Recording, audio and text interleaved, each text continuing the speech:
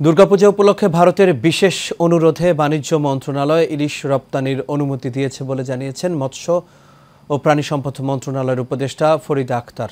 বলেন, ভারত ইলিশ রপ্তানির সিদ্ধান্ত বাণিজ্য মন্ত্রণালয়ের, এর সাথে মৎস্য মন্ত্রণালয়ের কোনো সম্পর্ক নেই। রোববার সচিবালয়ে মৎস্য ও প্রাণী সম্পদ মন্ত্রণালয়ে এক সভায় সাংবাদিকদের প্রশ্নের জবাবে তিনি এই কথা জানান। বিস্তারিত নূর মোহাম্মদ ভূঁইয়া রিপোর্টে।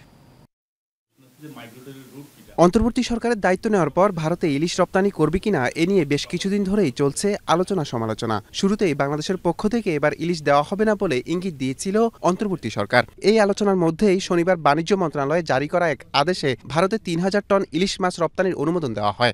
একটা হলো যে গতকাল যেটা করেছে সেটা বাণিজ্য মন্ত্রণালয় দিয়েছে, অনুমোদনটা দিয়েছে, যেটা ভারতের যারা মৎস্য ব্যবসায়ী এবং বাংলাদেশের মৎস্য ব্যবসায়ী তারা একটা অনুরোধের প্রেক্ষিতে এটা বাণিজ্য মন্ত্রণালয় দিয়েছে। এর সাথে মৎস্য ও প্রাণী সম্পদ মন্ত্রণালয়ের কোনো সম্পর্ক নেই। ভারতে ইলিশ রপ্তানির বিষয়ে গণমাধ্যমের এক প্রশ্নের জবাবে মৎস্য ও প্রাণী সম্পদ উপদেষ্টা ফরিদা আক্তার বলেন, দুর্গাপূজাকে কেন্দ্র করে বিশেষ অনুরোধ করার কারণে ভারতে ইলিশ রপ্তানির অনুমোদন দিয়েছে বাণিজ্য মন্ত্রণালয়। এটা বলেই শেষ করব, বাণিজ্য মন্ত্রণালয় স্বাধীনভাবে এটা তারা দিয়েছেন এবং তারা একটা অনুরোধের প্রেক্ষিতে দিয়েছেন।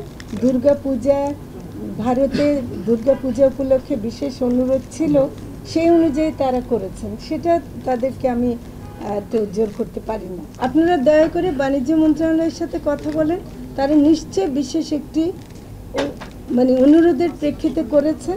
সেই অনুরোধটাকে আমরা খণ্ডন করব, সেটা আমরা করতে চাই।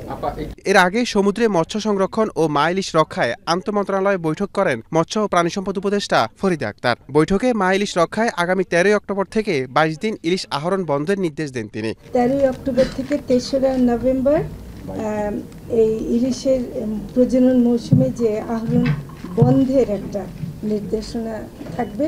নূর মোহাম্মদ ভূঁইয়া, এশিয়ান টেলিভিশন, ঢাকা।